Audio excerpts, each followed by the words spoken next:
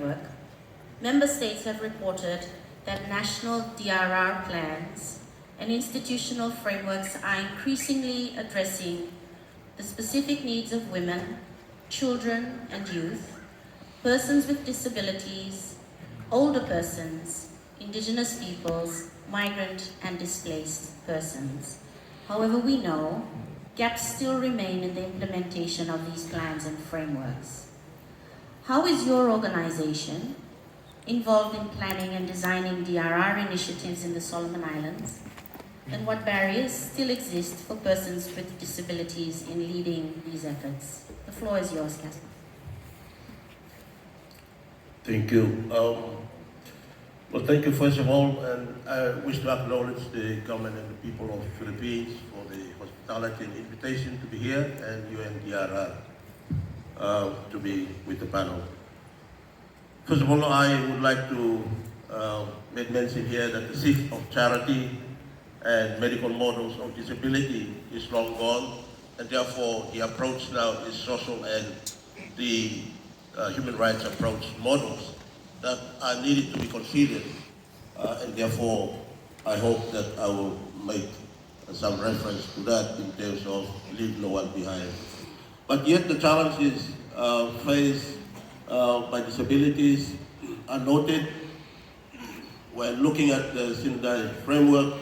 One is that disabilities are compounded by experiences of poverty and isolation still. The other is they face greater issues accessing to warnings and emergency information. And thirdly, reaching humanitarian support in many of disasters is yet to be addressed by policies and of course reality in practical sense on the ground when disaster hits Solomon Islands and any country for that matter, if I may say. Fourthly, the planned relocation to climate change is predicted to increase in Solomon Islands. Efforts to adopt in place, but yet I think there is a slow process in putting that to practice in terms of its policies. But again, the processes of relocation is yet to be heard, and the voices of people with disabilities in the process needs to be considered as well. Finally, I would like also to raise as challenges to that is we need to ensure rights-based approaches are considered to ensure affected communities, people with disabilities have a voice in those processes. I would like in this respect, would like to again address the issue of using languages. There are many policies that use the language of cross-cutting and of course use the language of mainstreaming, but taking note that when you look at the twin approach on addressing the needs of disabilities, one needs to consider specific needs of people with disabilities, and you can consider mainstreaming and cross-cutting in terms of policies, but when you address those in terms of providing technical support, I think we need not to consider cross-cutting because you can't cut people in half and address the other half. We're all human beings.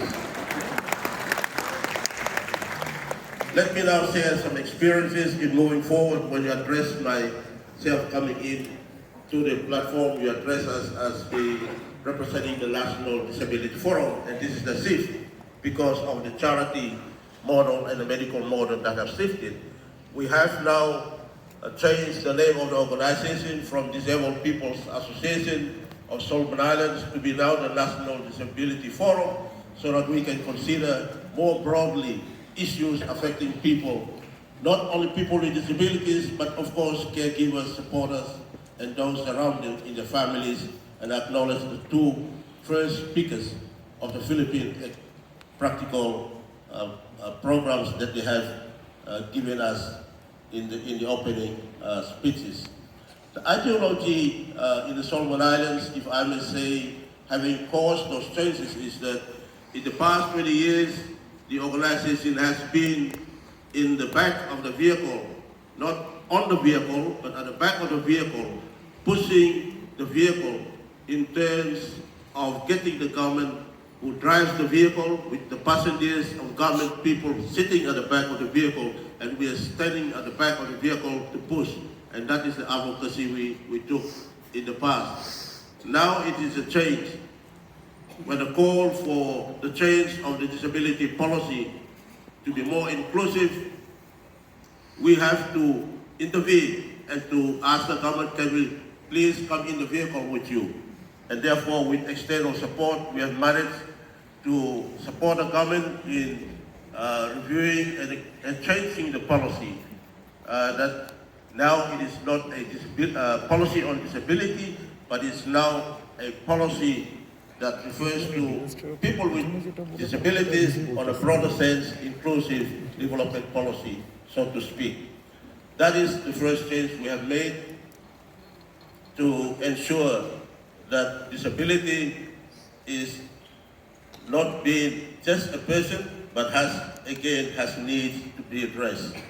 The second, again, the swift shift that we supported the government because the government was slow in ratifying the Convention on the Rights of People with Disabilities. It took almost 20 years to lobby for that, and that is the lobbying exercise we do in pushing the vehicle. So we lobby for support externally, got support because the government questioned us as to the benefits of ratifying the Convention. We justify that by ensuring that there is a benefit analysis taken and to make sure that government ratifies the Convention. Thanks so much, government, for ratifying the Convention last year on the 22nd of June, 2023. And that's the effort we did in supporting that exercise to make sure rights-based approaches are considered. And that's the ideology we use, not to push the vehicle anymore. And now we are saying to the government, please allow us to sit in front of you, or sometimes we take the front seat with you and to become the driver. And so far, we become the driver now in influencing and advising the government in terms of legislations and policies to make sure that we have inclusive policies, and that I'm happy to say here that there are many policies that the government has reviewed and now inclusive in terms of the policies. But I hope that those policies are tagged with monetary support so that those strategies are meaningful and are supported in terms of implementation of those strategies. It is now the we and not the I anymore.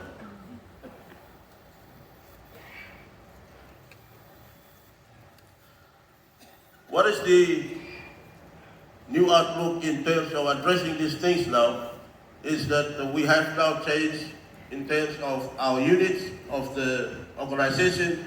We now have a number of units to address specific programs for us. We have the Disaster and Climate Change Unit comprising of 3 staffs.